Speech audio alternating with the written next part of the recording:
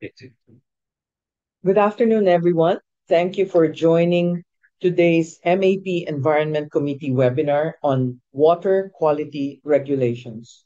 I'm Chit Wan, your moderator for this webinar. I'm also the co-vice chair of the MAP Environment Committee. Please settle down comfortably. We will now begin our program. May I request everyone to pause and bow our heads for a short prayer. Thank you, Lord Almighty, for this earth, our home, for the wide sky and the blessed sun, for the air we breathe and the water we drink, for the towering hills and the whispering wind, for the richness and diversity of our land and all that you have provided us. Lord Almighty, please awaken our minds and hearts for a productive webinar with the objectives of rising above and preparing for climate change and other risks now and in the future so that we may achieve inclusive growth and sustainable development in our country. Amen. Amen. Let us now place our right hand on our chest and sing the Philippine national anthem. Mga kababayan, ang pambansang awit ng Pilipinas. Kayang magiliw, telas ng sinakalan, alam ng puso, sa titik mo'y buhay. Lupang hinirang, tuyag ka ng magiting, sa manlulupin, di ka pasisigil, sa nagatang tutok sa simoy at sa langit o bagaw, ay hinatang tula, kawin sa pagkayang minamahal. Ang isang ng patawad mo'y tagumpay na nag-iindig, ang bituin at araw niya kailan pang ay di magtitingin. Luman ang araw ng walang pansinta, buhay langit sa piling mo. Ang higaya na pagkay mga aking, ang mamatay ng dahil sa'yo.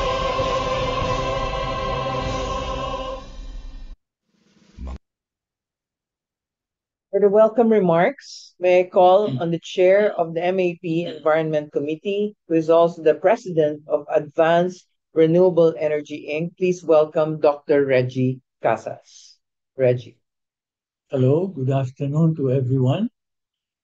On behalf of the Management Association of Philippines Environment Committee, I would like to welcome you all in this wonderful webinar addressing one of the top PNI priorities, which is clean water, entitled Water Quality Regulations.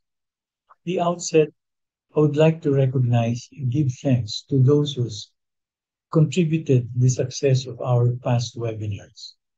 First and foremost, I'd like to give thanks to our president of MAP, none other than President Al Panlilio, and of course to all the MAP governors on board, most especially to our chairman of the Environment Committee, which is Governor Rex Gilondi II.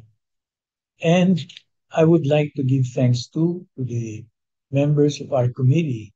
First and foremost, of course, is one of our co-chair, none other than Madame Reza de Falsa-Goyeneche, who at the moment is now in Europe, and in the past she was our moderator as well. And we're now very fortunate to have our moderator, none other than Madame Chit Wan, who is one of the unique members of MAP in the sense that for 3 times she served as a MAP governor. So the first time she served as a governor was in 2007, 2008. Second time in 2012 and 20 up to 2015, 2015 and 2016. So I would also like to give thanks, of course, to the Executive Director of MAP, none other than Sir Arnold Salvador, together with the staff who are with us today. So, with that as a backdrop, um, of course, I'd like to give thanks to DNR, Department of Environment and Natural Resources, because last July 12, 2024, we were able to sign a memorandum of understanding with our then president, Rene Almendras, who then signed the memorandum of understanding with then DNR Secretary Maria Antonia Yulo Loizaga. That was July 12, 2024. And right up now, the spirit behind this MOU to enable MAP over 1,000 members to adopt and implement environmental rules and regulations, and being compliant would result in availment of tax incentives and formal recognition of compliance, and non-compliance will result in penalties such as financial or even classified as criminal offenses. And that's the spirit of the MOU. And pursuant to the vision and mission of MAP Environment Committee, we conduct conferences, webinars, and other means to cascade guidelines to the private sector to be compliant with environmental rules and regulations. And just as a backdrop, uh, after signing the webinar, signing the MOU, we conducted webinars to promote the priorities of DNR. So in 2024, we were able to conduct 3 webinars, namely Clean Air, which is first was EPR Law and its Implications. That was May 17. And our resource speaker was then Crispian Lao, who was then the Vice Chair, National Solid Waste Management Commission. Our second webinar was on August 16, 2024, addressing air quality management in the Philippines, and our resource speaker was Engineer Chadbert Nico Aquino, also from DNR.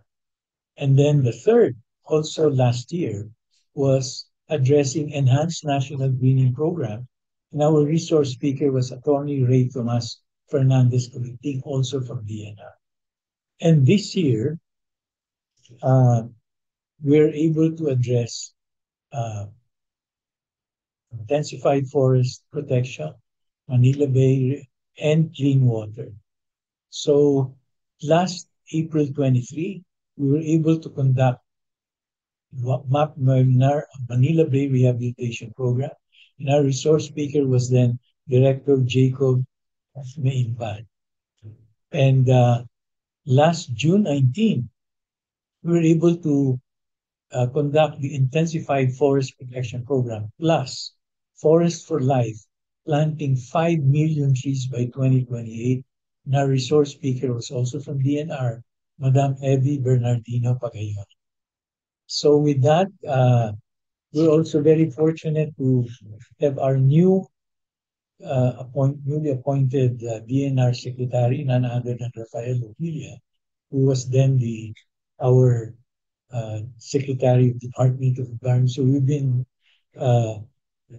interacting with him. And so with that, we have 4 remaining top 10 DNR priorities that we will continue to address pursuant to the MOU, the spirit of the MOU. So this will be geohazards, groundwater assessment, enhanced biodiversity, scaling up coastal marine ecosystem, and improved land administration and management. So with these 4 remaining, hopefully we have 4 months remaining this year. Hopefully we can address all of this within the year. If not, we can push it for next year. So with that, I will now pass on to our moderator again. Thank you so much and welcome once again. Thank you, Dr. Reggie. Before we start our speaker's presentation, I just want to emphasize the following house rules. As participants of this webinar, you're automatically muted and your camera is also automatically off. Please submit your questions through the Q&A button that you see on your screen. With the assistance of the MAP Secretariat, I will read your questions on your behalf. You can see me, Dr. Reggie, and our speaker, and her presentation, but you will not be able to view the other participants. And lastly, in case you lose connection during this webinar, please join again by repeating what you did earlier upon logging in. In line with MAP policy, we will dispense with the lengthy introduction of our speaker. Her profile is now being flashed on your screen. I'd also like to remind our speaker that you're given 30 to 45 minutes for your presentation. May I now call on our speaker, the officer in charge of Water Quality Management Section of the Environmental Management Bureau of the Department of Environment and Natural Resources, or DNR EMB. Let us all welcome Engineer Michiko Sumida Sibunga. Yes, thank you very much. And the topic right now that I am going to deliver is water quality regulation, as I am informed that the participants are industries. So we will focus on the regulations that are going to be complied by industries and highlighting the mandate of the Environmental Management Bureau. So we will start with the regulatory framework. As we know, Clean Water Act or the Philippine Clean Water Act was issued on 2004. So it's already 21 years since the issuance of the Clean Water Act. And what we have to highlight is what is the purpose of or the objective of the Clean Water Act. It is to protect the country's water bodies from pollution from land-based sources. So despite there are other agencies that are involved in the Philippine Clean Water Act, such as those mandated in offshore or marine waters, the Philippine Clean Water Act is focused on the management of land-based sources. For example, industries, commercial establishments, agriculture, and also households. So it's focusing on promoting the sustainable water quality management, improving water quality through comprehensive and integrated approaches, and setting water quality guidelines and effluent standard. In the succeeding slides, we are going to focus on the water quality guidelines and the effluent standards and how the industries can comply with these. So the implementing agencies of the Clean Water Act are as follows. There are actually 11. But the key implementing agency is the DENR. So as we see, the OST is an implementing agency focused on technology for the management of water quality. DA or Department of Agriculture, as there are wastewater that may be coming from agricultural sources. The DOH or the Department of Health is focused on the drinking water standards. The DILG and the local government units, of course, have huge role in the management of water quality in their jurisdiction. DTI and BOI for the incentives that will be tackled later, but I will explain later what happened to the incentive of the Clean Water Act. Then NWRB or the National Water Resources Board for the resources of water. CHED and DepEd and PIA are for the information dissemination.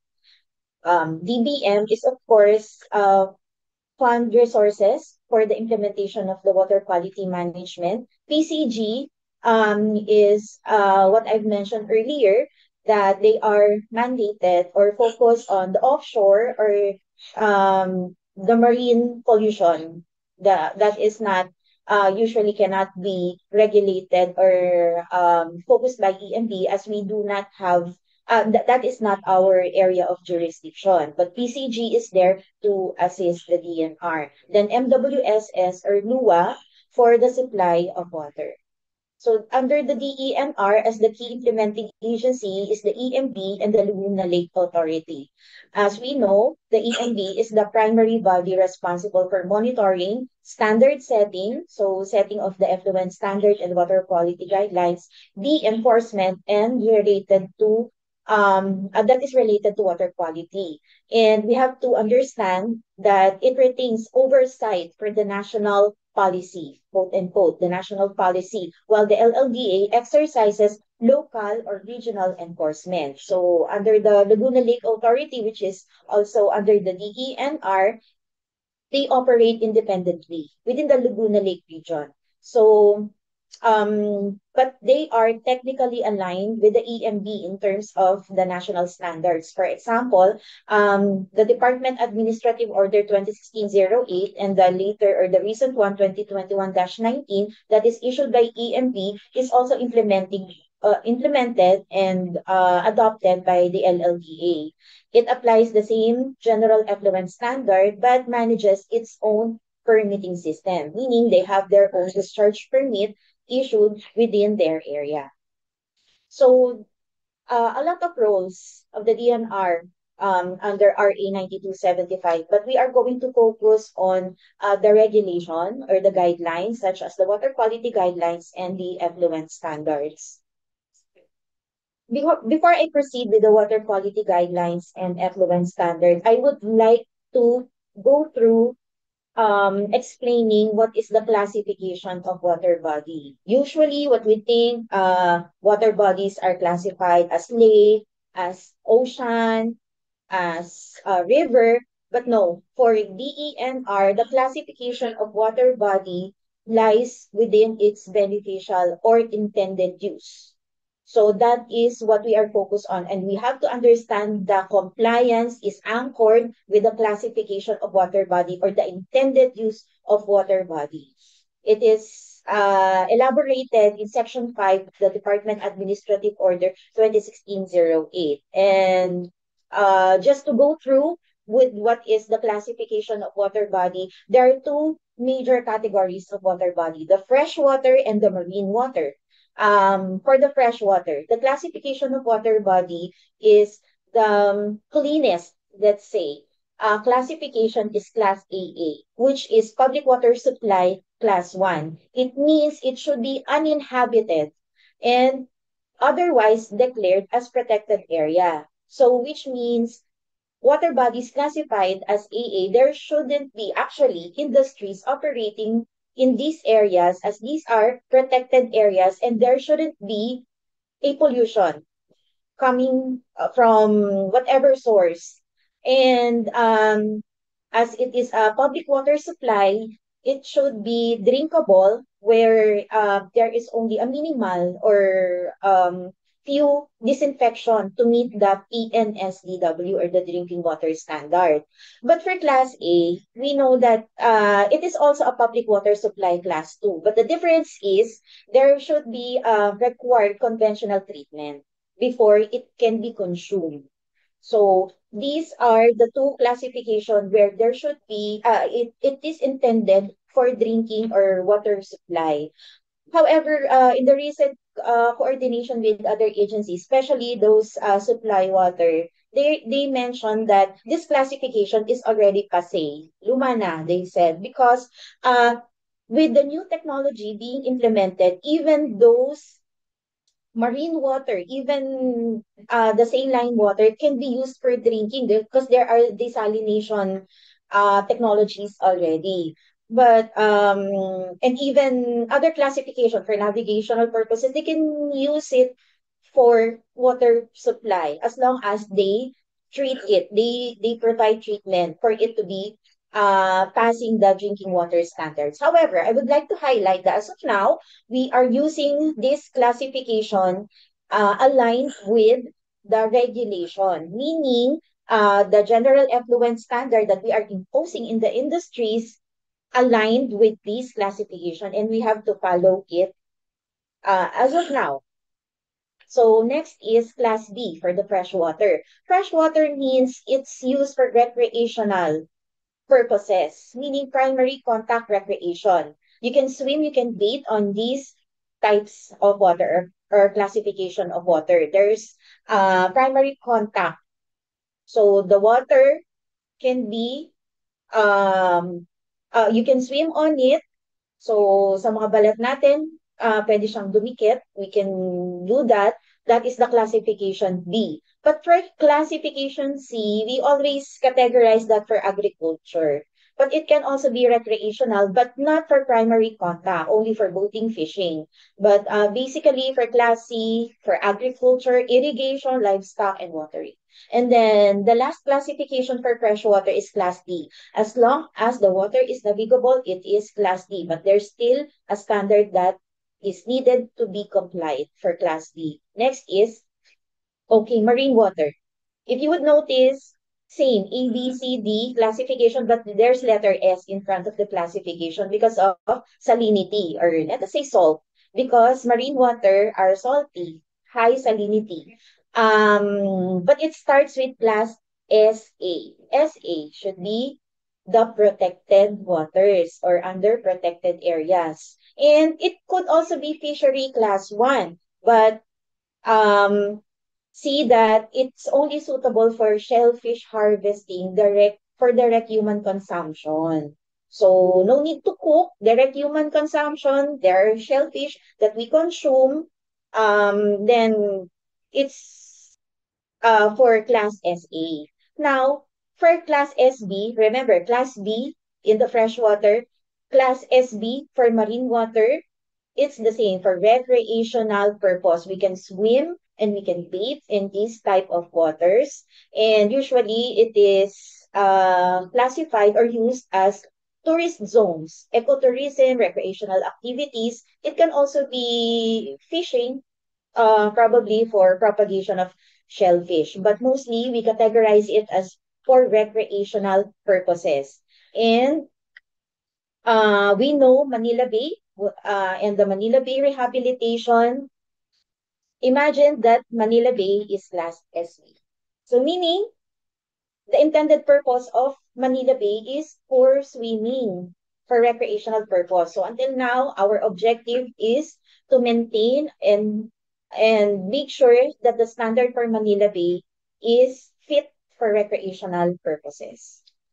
So next is SC, which is, of course, fishery. Again, a fishery water class 3 for propagation of fish and other aquatic resources. Recreational for boating and fishing. But recently for DENR, we are collaborating with the Department of Agriculture for ASIN, or the salt industries. They are focused on improving and strengthening the salt industries. So Class SC waters are used for salt industries. So the Class SC is navigable waters again. So now that we understand what is the classification of water body, we have to relate what is this classification or the intended use of water bodies.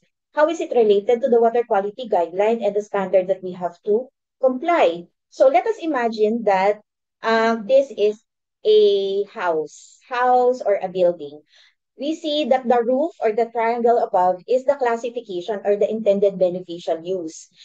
It is the roof and it is being supported by two pillars. What two pillars? The water quality guidelines and the general effluent standard, WQG and the GES.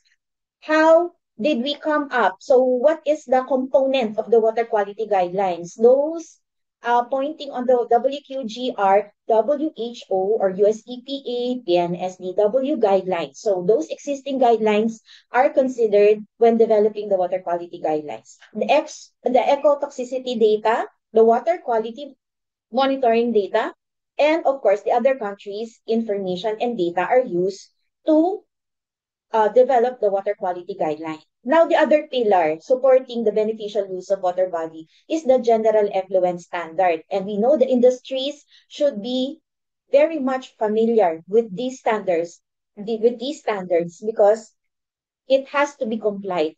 This has to be enforced to the industries. So, it is composed of or considered the industry process characteristics, environmental quality monitoring data, and of course, other countries' effluent standards.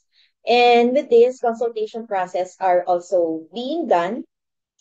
And under the water quality guidelines and effluent standards, there are capacity for enforcement and compliance. We consider the sources of pollutant, the protection of aquatic and terrestrial life, and of course, the human health. Under all of these, the stakeholders' active participation is necessary. So, ito yung conceptual framework ng Clean Water Act and the regulation. So, let's begin with the water quality guidelines. Let us say that this is not really enforceable. If a water body has exceeded the limit for the water quality guidelines, there is no particular industry that will be penalized because the water quality exceeded. But later on, I will explain what is a non-attainment area that is very much related with the water quality guidelines. And we'll see what is the participation of the industries with a non-attainment area, those areas that are not complying with the water quality guidelines. So next, ano ba ang objective ng water quality guidelines? It is to maintain and preserve the quality of all water bodies. So meaning the water quality guidelines are gathered or tested in water bodies.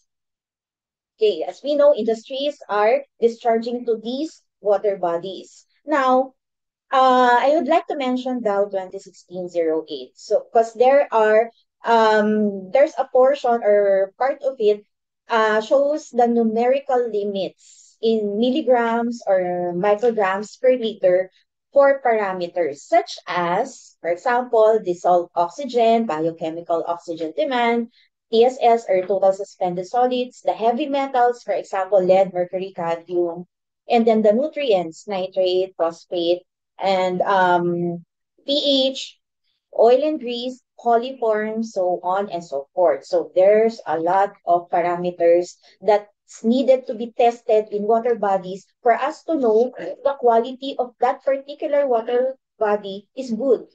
So there are categories of the water quality parameters. We have 10 primary parameters. So these 10 primary parameters, they are considered the minimum number of water quality parameters that should be monitored for each water body. So meaning, for each water body, minimum 10 parameters should be monitored for us to know its quality.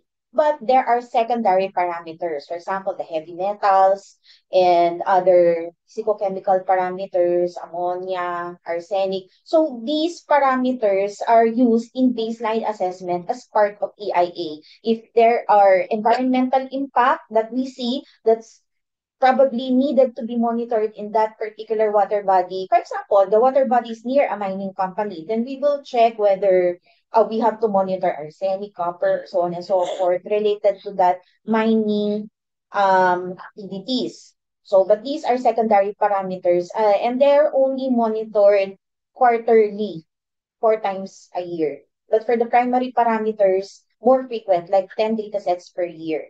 So do not be overwhelmed with the numbers. I would just like to show you that these numbers are existing in Dow 2016-08 or the Department Administrative Order 2021-19. More of these parameters are published in these orders, but I would like to highlight that these parameters, for example, BOD or the biochemical oxygen demand, you will notice that on top of that, the water quality classification, AA, A, B, C, D, S, A, S, B, S, C, S, D, meaning depending on the beneficial use of the water body, if it's for recreational use, then the guidelines for BOD will be changed. Like if it's under protected area, the limit is only 1 milligrams per liter. But if it's for recreational use swimming, it can be 5 milligrams per liter. Exceeding that, meaning the quality of water is not good. But if it's for navigable purpose only, then 15 milligrams per liter would be okay. So that's the meaning of that. But we are not going to discuss everything. Please Search Dow 2016-08 and 2021-19 because there are more parameters that you will see and the standards set for each parameters. Now, let us talk about groundwater. What I am talking about a while ago are surface water, the rivers, the lakes, ocean, coastal areas. But what about the groundwater quality? It is also the same, similar with the intended beneficial use of the surface water. If the groundwater, let's say, is being used for potable water and other domestic use, it is Class A also. And we will adopt the guidelines stated in Class A in the previous slide. Now, if it's for bathing and other primary contact recreation, Class B. Same with the previous slide, you are going to check Class B standards. And then for irrigation, fish, agriculture purpose, if that groundwater is being used for that, then we will adopt Class C. So that is how it is being assessed.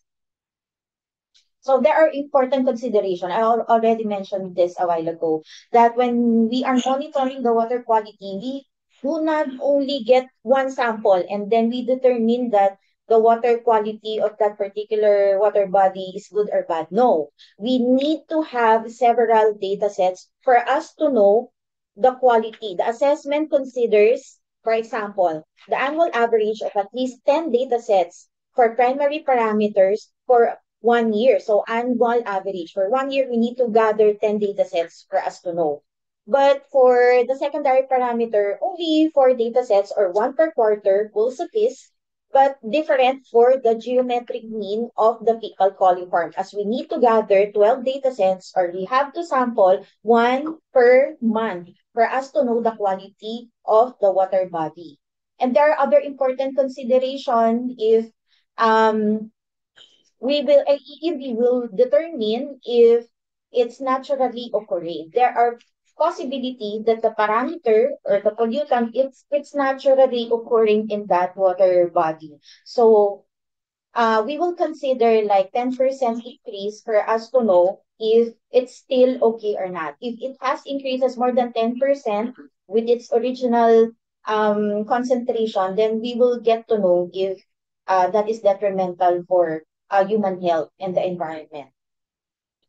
Next is, so we are on the general effluent standard or the effluent standard. It is the numerical limits of the quality of wastewater that can be discharged from point source. So remember, point source.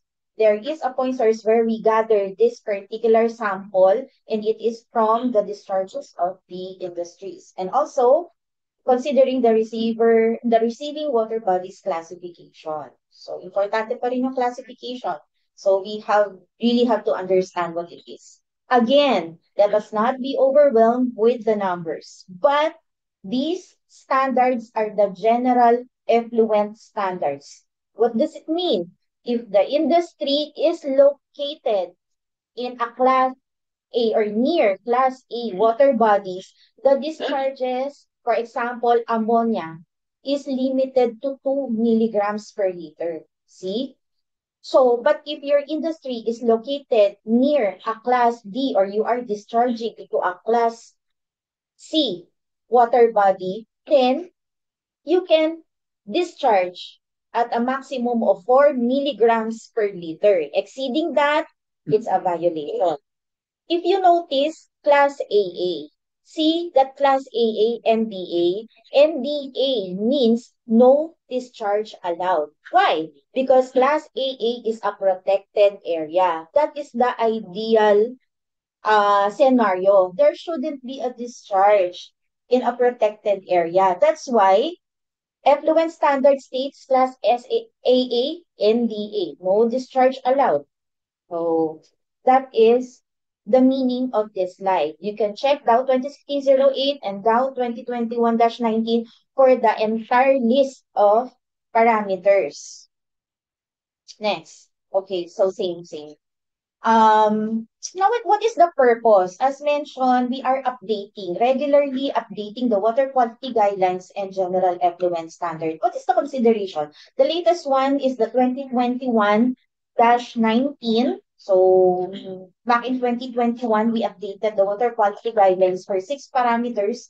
It is to decrease the regulatory burden of complying with the WQG and GES. So see, the DNR is considering the regulatory burden of the industries. That's why there are few adjustments of the standards, but only for those we receive positions from the industries. But of course, we did not adjust it, like relax it entirely, compromising the water quality. There's still protection of the water quality, but we also consider the regulatory burden because the stricter the standard, the costly it is for the industry to treat the wastewater. And we understand that. The objective of the Clean Water Act is to make sure that there is a balance with economy and the environment, the ecology and the environment, compared to the economy. Because we know that industries um, are needed for the economy, but they have to comply and make sure that the environment is not compromised. So there should be a balance. Next. So these are the 6 parameters that are updated in 2021-19. Ammonia, boron, copper, fecal coliform, phosphate, and sulfate. So please check that in 2021-19 to see the new parameters and the standards set for these. Now, if you are going to ask me, if I am an industry, then you mentioned that there are hundreds of parameters listed in 2016-08. Am I going to monitor all of these? No. In 2016-08, there's also a long list of industry types and the corresponding parameters that you need to monitor. So you just have to look for your type of industry. In that example, industry, I only put their mining, but of course, their manufacturing, their domestic wastewater, their other types of industry. For example, if you are a gold ore mining, specifically PSIC code 0722, then you just have to monitor pH, TSS, nitrate, cyanide, copper, zinc, arsenic, mercury, and lead. So only those parameters, not the entire list of parameters that you will see in Dow 2016-08. And this should appear in your discharge permit.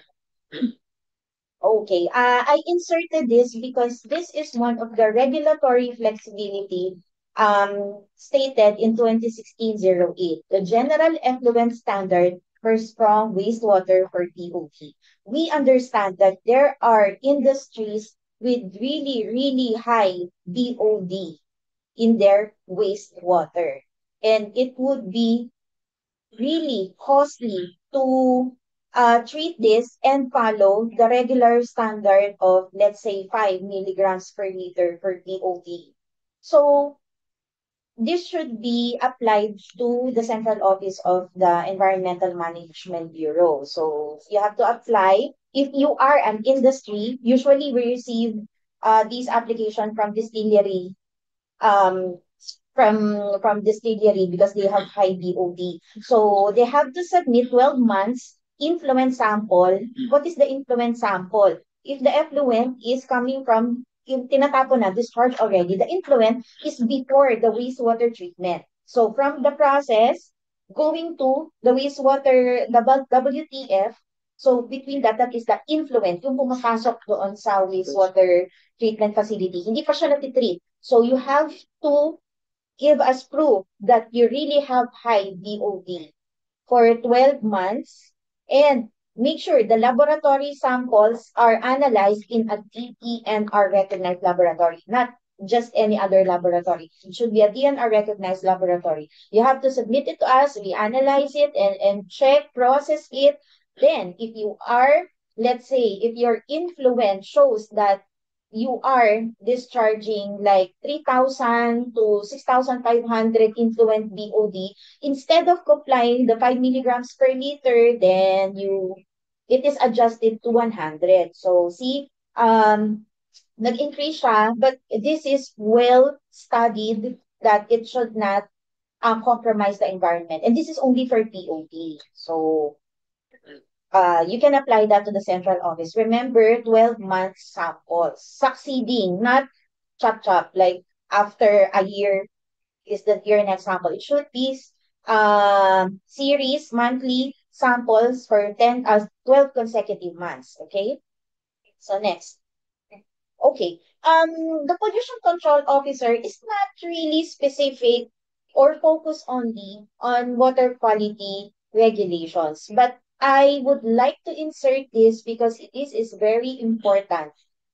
The pollution control officer, what is the purpose of this? So the DNR accredits pollution control officer per industry. And what is the purpose? This officer is your representative to the DENR. And these officers are um, the one knowledgeable with all the environmental regulations, not only 9275 or the Clean Water Act, they should also be knowledgeable with PD 1586, the EIA, RA 6969, Hazardous Waste Chemical Management, 8749, Clean Water Act 9003, which is solid ecological solid waste management. So these pollution control officer are accredited and they have to undergo 40 hours training to be accredited by the DENR because all of these environmental laws are no joke. We need a technical person that we can communicate to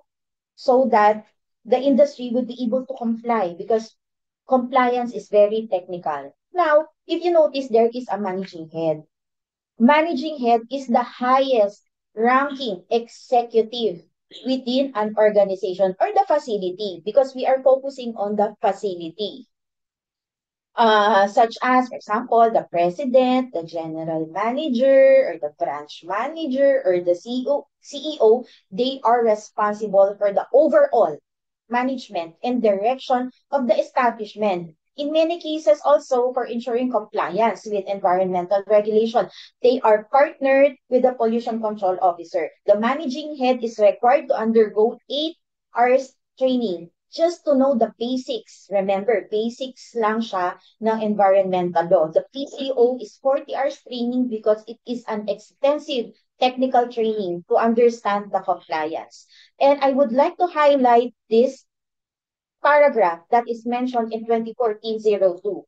The PCO and the managing head shall be held jointly, quote unquote, and severally liable for any violation of the following environmental laws and their respective IRRs and the pertinent rules and regulations. What does it mean?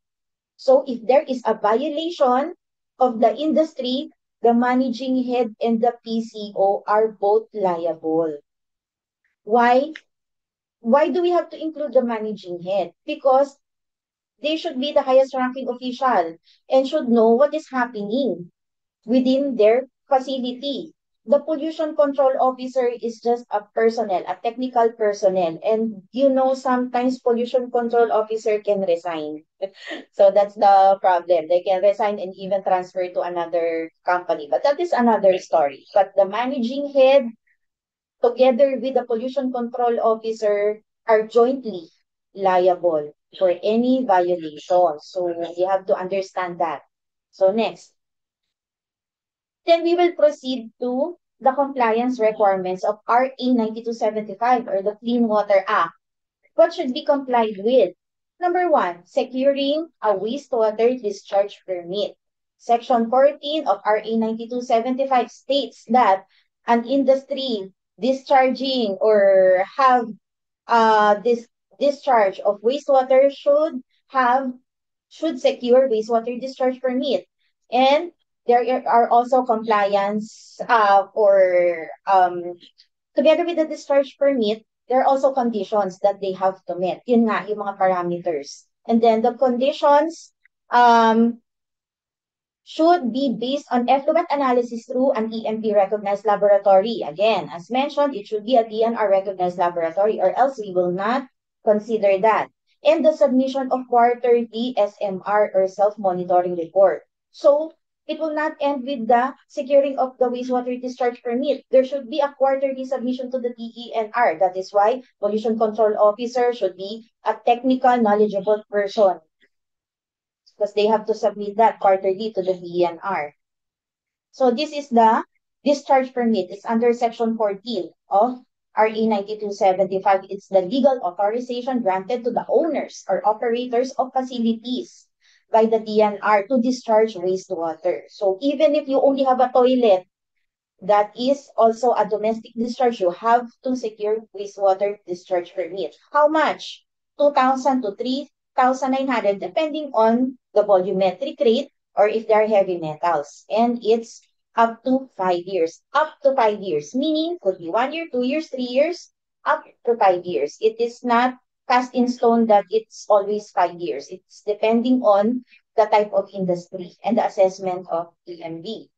Where to apply that, that's online. So before, that's manual, hard copy. Now it's online. You go to opms.emb.gov.ph. If it's your first time going there, the pollution control officer will click on register and fill in all the information. Eventually, if you get inside the OPMS, the first thing that will be asked from you is your company registration system. If your company doesn't have a company registration system, you go to this https client.emb.gov.ph/crs/register to register your company. So that's it.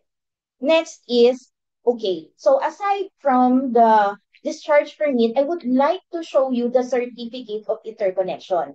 In Section 8 of RA 9275, it states that if there is a sewer line, so that shall be required to connect to the sewer line if there is an existing sewer line. But what is your assurance, or what can you show to the EMB that you are connected to the sewer line? The certificate of interconnection shall be issued by the entity that treats your wastewater. For example, in that slide, I'm showing you the EMB certificate of interconnection. So see, even the EMB is complying. You know, EMB NCR is connected to the sewer line, and the wastewater of EMB is being treated by Manila Water. Why Manila Water? Because Section 8 of RA 9275 states that those supplying water should also treat the wastewater. So Manila Water supplies the water, they also treat the wastewater. And we just secured the certificate of interconnection. And this should be the requirement for us to be issued discharge permit. So we apply discharge permit, we just show that we are interconnected, and that's it. So next, MC 2020-06. I would like to show this as because connection or interconnection is really complicated scenario because there are two fees that you are going to pay EMB. The discharge permit fee, and there's also Section 13 of RA 9275, the wastewater charge. The wastewater charge is depending on the quality and quantity of water. So whether the quantity of BOD or the TSS, it's 5 pesos per kilogram. So that's how we calculate it. But if we are not going to go through the calculation of wastewater charge, we'll just, this only shows that, for example, that scenario on top, it says, for example, it's an eco zone or a PEZA business district. And there is a centralized wastewater treatment facility. So this WTF, you pay discharge fee and the corresponding wastewater charge. And everything or all of the establishment within that business district do not have to pay because they are connected with the centralized. Now, there are scenarios that even within the business district, some buildings, some establishment do not want to connect. They don't want to connect to the centralized because they want to have their own separate wastewater treatment facility within their building, within their area. Then they have to be responsible with the DPP and the wastewater charge. What if the building is interconnected with the centralized? You just have to pay DPP, but not the wastewater charge. The wastewater charge will be paid by the centralized. So this is the policy that corresponds to that. Now, this next memorandum is an internal memorandum, but I would like to share this to you. This is only addressed to the regional director for us to have common understanding with the scenarios. But I would like to share this to you so that you will know, the industries would know how we interpret the connection. So one, it says only one discharge permit per outfall. If you have one outfall, one discharge permit. That's easy. Okay? So, but if an establishment opts to have separate multiple outfall, then you will get more than one discharge permit corresponding to the outfall. Okay, so that's how we treat it. Now, in unsewered areas now, as we know, it is mandated that um, there should be a sewer line to connect to the centralized wastewater treatment facility, but that is not the scenario, the actual scenario or the real world scenario. Most of our areas are unsewered. Unsewered. What would we do if I am an establishment or facility in an unsewered area? Of course, usually septic tanks will be okay for domestic wastewater, but you have to make sure that you comply with the DOH AO 2019-0047. This policy is the design, construction, installation of septic tank. If you do not comply with the design of the ideal septic tank, of the design of this septic tank by the DOH, then you're not compliant. Let's say 1970s pa yung septic tank mo, you have to rehabilitate that to comply with the 2019 design. Okay, then next is must be regularly dislodged. So you already have septic tank, but you are not dislodging. So that's not okay. Diba? You have to regularly dislodge, and this is stated in DILGMC 2019-02. You read that, you check that, it's mandated by the law that they have to discharge it. That's what you have to do. Then, if you discharge it, what would EMB ask you to provide to us if you already discharged the wastewater? You have to show us the certificate of treatment issued by the dislodger. So that's your proof that I already discharged my wastewater. This is my certificate of treatment. So yon. Then next is, if you're commercial and industrial wastewater, you must be you must treat the wastewater to meet the SEQP. That's simple. But now, if your area is serviced by an operational wastewater treatment facility and sewer line. So for example, your industry is located in an area where there is a sewer line and operational wastewater treatment facility, then it is mandated by the law that you have to connect to the sewer lines. It is what RA 9275 says. And then the wastewater discharge must meet the criteria set by the operator. Let's say the operator set a pre-treatment standard. Usually, that's just make sure you have a septic tank and supplying septic tank. So, yun lang naman yun.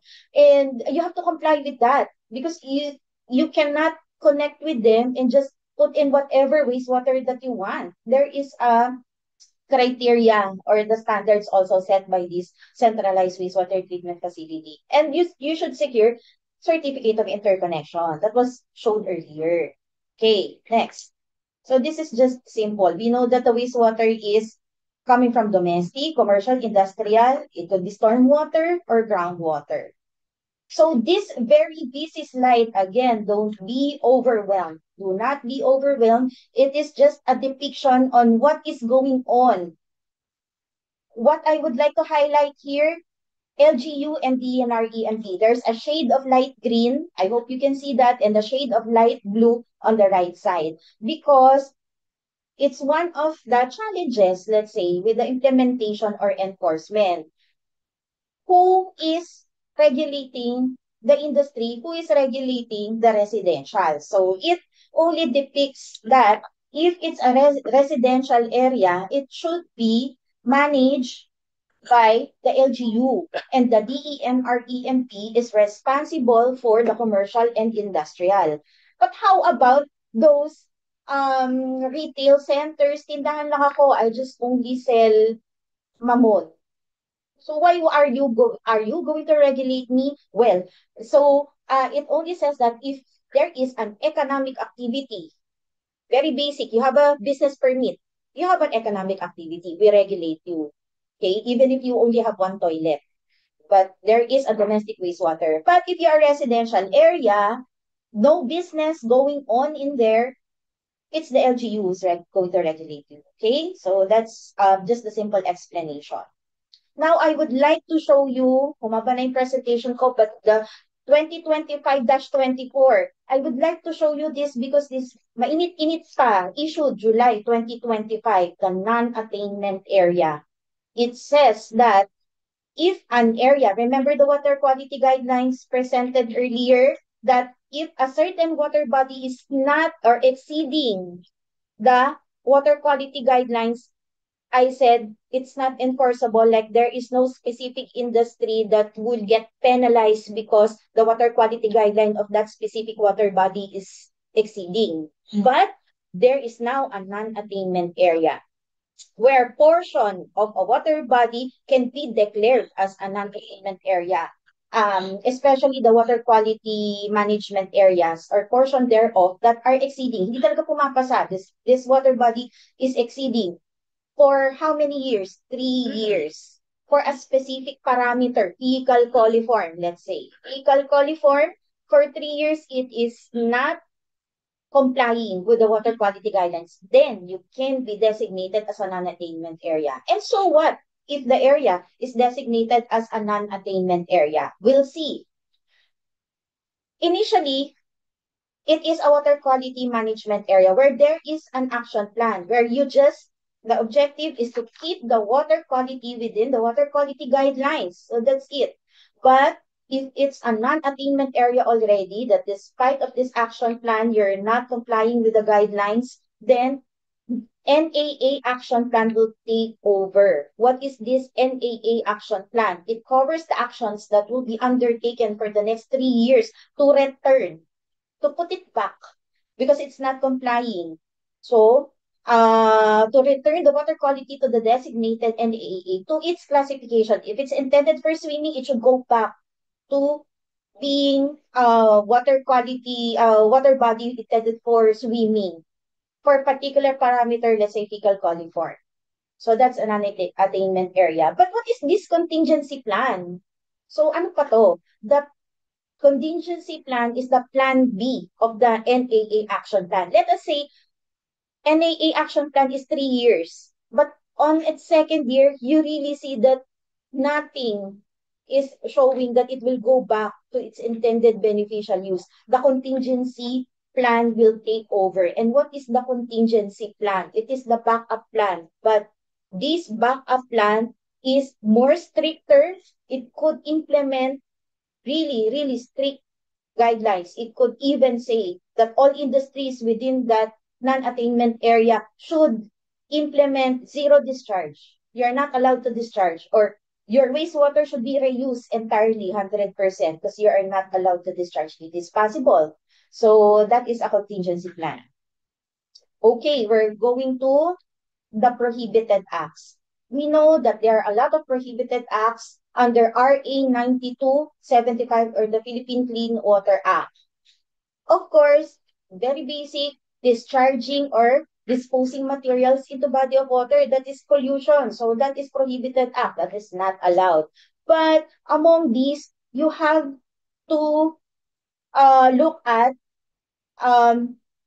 one, refusal to allow department inspection, access to report, or C, designation of a pollution control officer. So if you do not have a pollution control officer, it's a prohibited act of RA 9275. So what if you violated? So what if I violated? It's under section 27 of RA 9275. What will happen? This is what will happen. Section 28 of RA 9275 states that fine of 10,000 to 200,000 per day. Remember, per day of violation, increase by 10% every 2 years. Let's talk about that increase later on. And possible closure or suspension upon the Pollution Adjudication Board recommendation. Now, what is the second bullet? Why is there an imprisonment? So 2 to 4 years imprisonment and 50 to 100,000 per day of violation for failure to clean up. Let's say you caused a chemical spill, but you refuse to clean up. I don't want to clean that. So 2 to 4 years imprisonment. But what is the third bullet? 6 to 12 years imprisonment. What is that? If you refuse to clean up and then it causes serious injury, death, or irreversible contamination, hindi na mababalik pa because of what happened. That's 6 to 12 years imprisonment.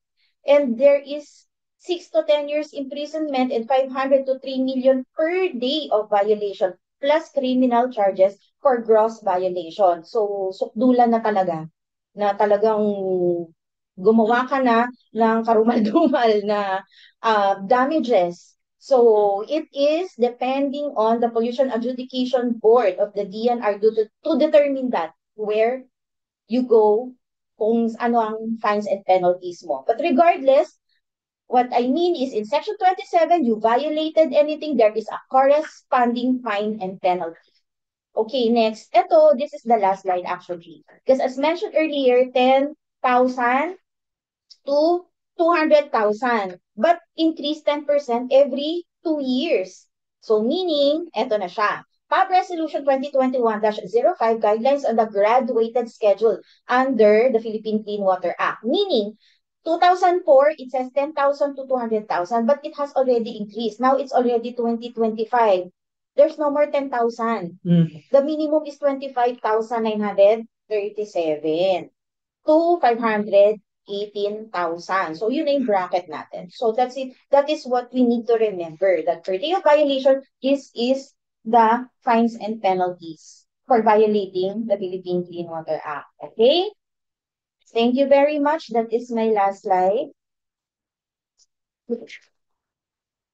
Thank you, Engineer Sibunga. Wow, just had a master's degree in water quality management, but very clear, if I may say so. So we will now proceed to the Q&A. As I mentioned earlier, please submit your questions through the Q&A button. Due to time constraints, the webinar participants will not be given the opportunity to speak, but you can always send your questions. So let me start with my own question. What measures need to be implemented to improve the compliance of businesses with RA 9275? Okay, the core action that an industry have to do is to make sure that they have the proper wastewater treatment. Because as you can see in my presentation, the compliance lies on numbers. So these effluent standards must be complied. And how to comply it? It's through treatment. So that's very basic. They have to make sure that they include in their CapEx and OpEx the wastewater treatment facility corresponding to the type of wastewater that they are using. Or else, if they discharge it without treatment, it would be impossible to comply with the standard that I have showed.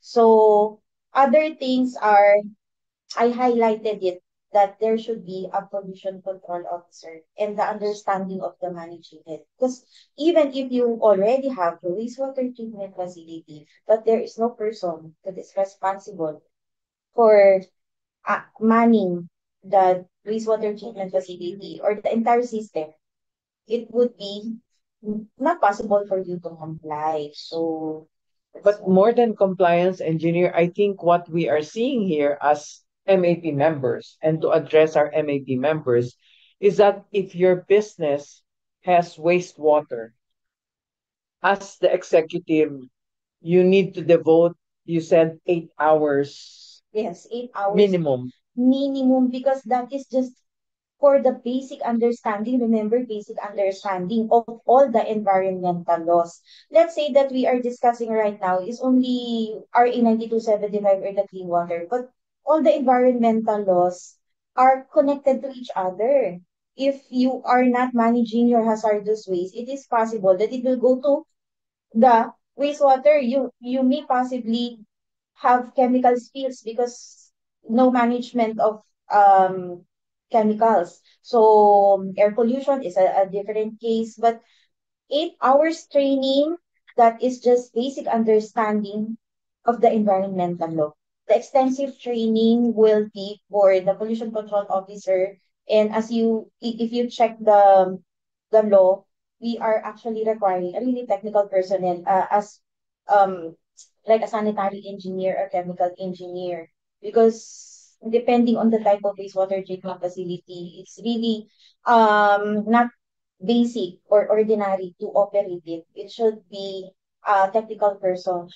But I think for the benefit of our MAP members, I think what is important is that management knows what is the cause and effect.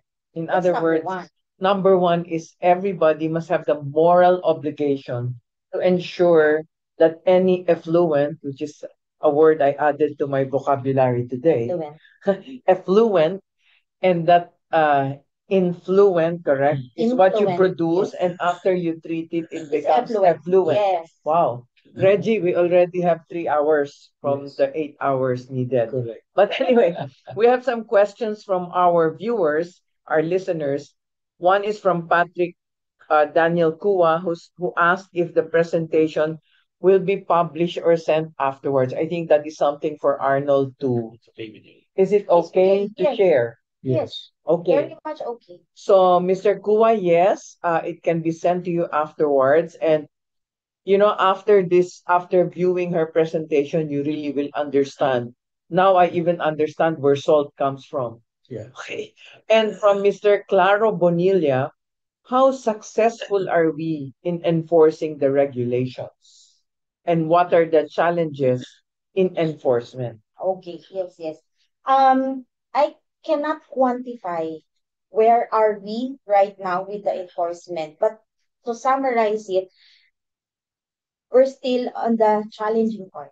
Okay. It's really challenging to enforce. Is it manpower? Is it A lot of factors. police power? A What? lot of factors. True. What you said is true, ma'am. Among those reasons are, number one is the resources. Resources. Because for us to enforce it, we should have right manpower. And to get manpower, it's costly to hire a lot of people to validate, manage, inspect 100% of the industries. I already mentioned earlier that there are 17,000 registered industry that are that has secured the discharge permit. So that's 17,000, and how many people are we at the EMB to monitor that? I think 100 only. okay. So the Okay. ratio The ratio of has to be the improved. enforcer and the being industry that are being forced is very far. The ratio is very far. So So we need more people to be enforcers of the law. yes, that's why, well, actually, we already have the technology nowadays. So we try to utilize those technologies like the online inspection, everything, AI and everything, data analytics to analyze the data that we have before we go there and inspect the industry. So those things we try to utilize, but still, as mentioned, it is still a challenge. Especially, there are aside from the resources that sometimes we lack, there are factors like behavioral problems, other, we're humans, and some refuse to comply because they just don't want to comply. It's behavioral problem, political will. I don't like to explore more on the political will, but it's one of the factors. So enforcement is still a challenge. So as you said, the laws are there. We have There. enough laws. It's enforcement that is the Have challenge. to, yes, improve. We have to improve on it. And aside from the laws and being compliant, shouldn't CEOs and maybe even corporate boards be apprised of the law? Because you said that, for example, you can explain a little more about Laguna Lake and EMB and the challenge of the LLDA and the EMB. Okay, so we're one family, the LLDA and EMP. We're one family under the roof of the DENR. But the LLDA's jurisdiction is within the Laguna Lake. And I already mentioned in the presentation that they issue their own discharge permit. Okay, and even EMB complies with the LLDA when it comes to wastewater regulations. Um, regulations and implementation. But for other environmental laws like air quality, hazardous chemical, and so on and so forth, it's still EMP, regardless of the location. But For water, that's one, yes, that's one somehow concern of industries located in Calabarzon. Laguna, Calabarzon, NCR also, because part of the half of NCR is like regulated by LLD. Even us in Quezon City, our facility, our office is within Quezon City, and it's managed by the Laguna Lake Development Authority. isn't that something new for everyone? No? Yes, yes, I that's thought that Laguna Lake was Yeah. just in Laguna. focused on Just Laguna. Laguna by the very word, but apparently its sphere of influence is bigger. Because there are tributaries that are contributing to the Laguna Lake that is Part of located NCR. part of NCR, part of Calabarzon. And the a concern of the industries is they have to secure accreditation for pollution control officer in EMB and another accreditation for Okay, LNEA. but I think what you were saying, engineer, is that CEOs, heads of companies should take it as a cost of doing business to treat their wastewater and Yes. not to just comply for compliance sake, but to really have that moral, I guess, that the political will to treat their water. Yes, because compliance is not one factor only. As you said, it's not only just compliance. It's a system within their company. They have to treat the compliance to environment, not only water or other environmental compliance, as part of their operation, part of And their now, facility. now They have engineer to. with ESG scorecards. Mm, Uh, I'm sure that water is part part of of it. the ESG compliance of companies. And you said you are having a problem with the carrots, although you have the sticks. We have the stake, yes. So the carrot would be for your ESG scorecards, I guess. So I have another question from London, Philip Israel. Does DNREMB have an open database for users to see water quality trend over time? Mhm. Yes. That I would like to mention this. I don't know if it's part of my slide, but emb.gov.ph is our official website. So, in that website, emb.gov.ph, there is environmental statistics. So the environmental statistics, if you go there, not only the water quality trend or water quality data, you can also see air quality, issued discharge permits. So for Manila Bay areas, monitoring for priority water bodies, but we don't disclose there the the effluent of the industries. We only put there the list of industries with discharge permit. But the effluent or the one they are submitting to us per industry, it's not there. But probably you can request. But we're utilizing Power BI. Power BI is for statistics visualization purposes. So it's there. Go to emb.gov.ph and go to environmental statistics. Is that now connected to the DICT app, which is the eGov app? Not yet, not yet. The But eco. eventually it will be We will connected. explore that. Yes. Okay, another question. May I ask for from Christine and Villanueva? Good afternoon. May I ask for an update on the incentives under RA 9275 or the Clean Water Act for compliant establishments, as mentioned earlier? What are the incentives? There is actually no incentive for a mere compliance. If you complied, which means that's just enough for you not to get notice of violation. But if there is an exceedance, like exemplary performance, as mentioned, meaning not only with water quality, because I'm talking about in the perspective of an employee of Environmental Management Bureau. So all environmental laws.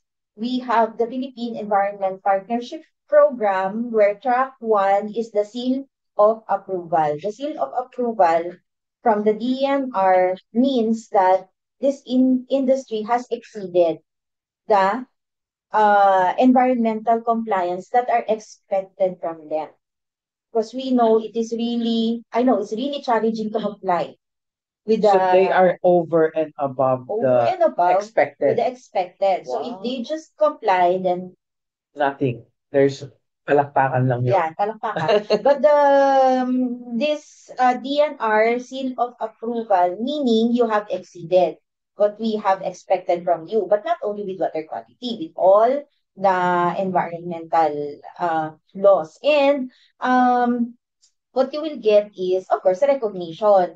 But there's no monetary. Yes.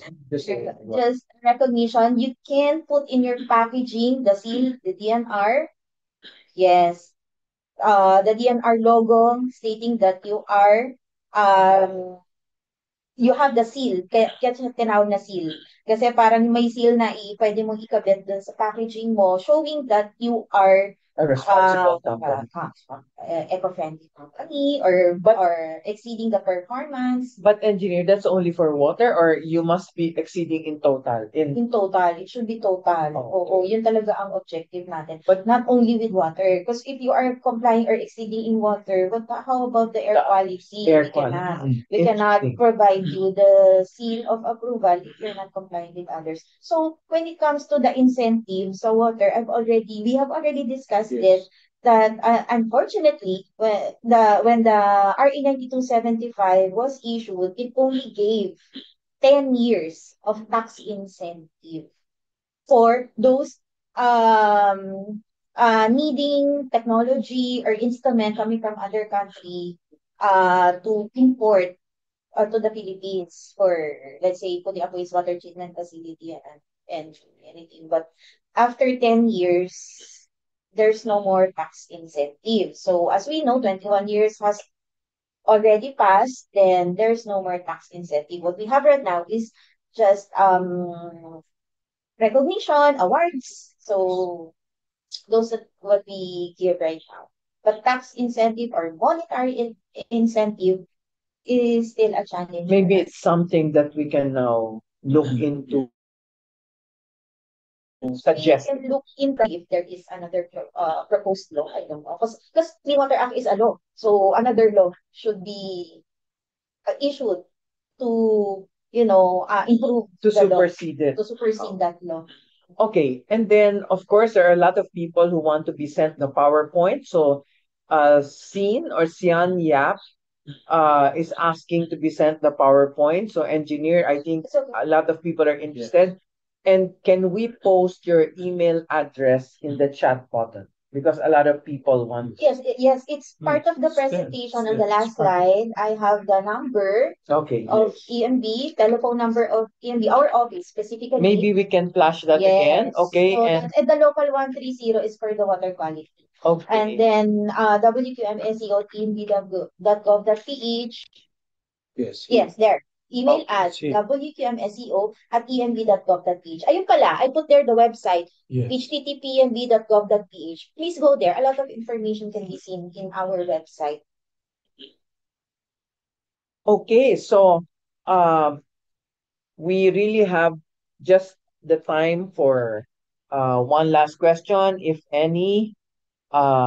No more? Okay. I have So questions. thank you, Engineer Sibunga, for sharing your time and expertise with us today. You've really laymanized all these legal terms. Hopefully, I successfully did that because it's really difficult to laymanize technical terms. But I hope. And we're not an electronics engineer like you. But now, may I now call on Dr. Reggie Casas to award MAP's token of Yes. appreciation to Engineer Cebu. So, engineer, can stand? Yes. Can all stand? Okay. Wonderful. Oh, yes, yes. Okay. Sir Arnold, maybe you can join. I'll take it. Maraming salamat. So, Yan. for on behalf of the Management Association of the Philippines Environment Committee, also on behalf of the President and the Board of Governors of MAP, we'd like to extend a deep appreciation to the, especially for such a wonderful webinar. You truly enlightened us. Ayan. So, Marami na kaming alam. maraming salamat. tungkol Salamat. sa- Okay. So thank you again. And in behalf of MAP, I'd like to thank our resource speaker for her time. And finally, to all our MAP members and guests, thank you for joining us. And today's